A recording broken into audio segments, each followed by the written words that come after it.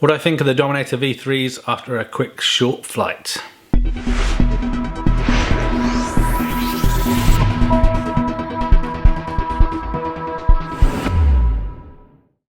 So I've just had a quick flight with these goggles, in around 5 minutes, just to kind of see what I think and compare them to the Predator V2s.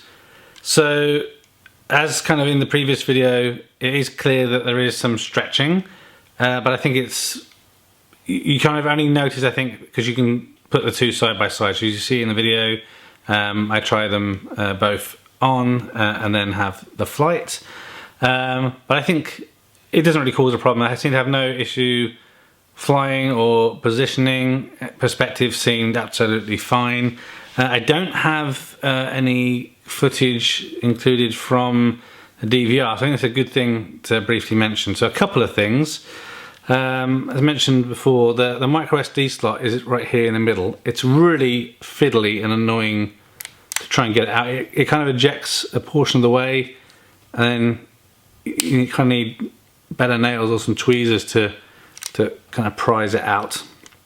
Another thing, I'm not sure if the card is faulty or if it's a size thing. I had a 4GB card laying around that I put in there and put this in. And it was constantly lit up red. It was red in the computer before. I tried formatting it on the computer and in here, where the recording didn't work, and now the card doesn't work on the computer either, so not quite sure what happened there. Now I've got a 32GB card in there, and a quick couple of desk tests seem to think that it works. So just so you know and what you should experience if this is working. So obviously when you plug them in, you shall see the light lights up red. I think that's just checking the validity of the SD card, and then it will turn off. You press and hold this record button for a long press. The light will then turn red. Okay, this now shows that the DVR is functional and it is recording. To then start recording, you do a short press, you'll hear a beep and the light will start flashing. Okay, so the DVR is now recording, and to stop, again, short press, and you hear a couple of beeps and the light goes constant again. So that's how you know it's actually working. Another feature of these updated V3s, another thing that's good about them, is if you disconnect the power before stopping the record, I think it has some capacitor or something inside that can hold a certain voltage to allow the file to shut down and complete. So that's good. One thing that I did notice that isn't working as I expected is when I go to format this card in there, the footage is still there. So I don't think the format feature is working properly.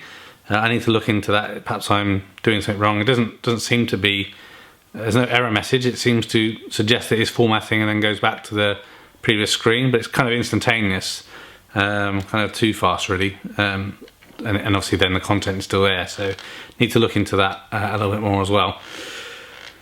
But yeah, I mean, I know the video footage you're kind of seeing now, obviously it's not from the DVR, but as you can see, there was a slight bit of breeze, but there was no issue controlling the craft or kind of seeing how close or far things were away I were.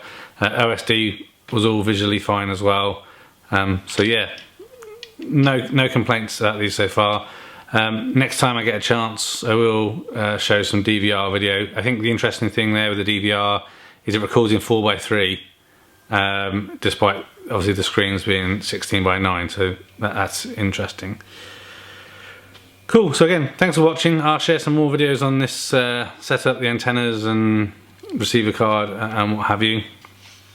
And yes, thanks very much. Please leave comments, like, share and subscribe. Thank you very much for watching.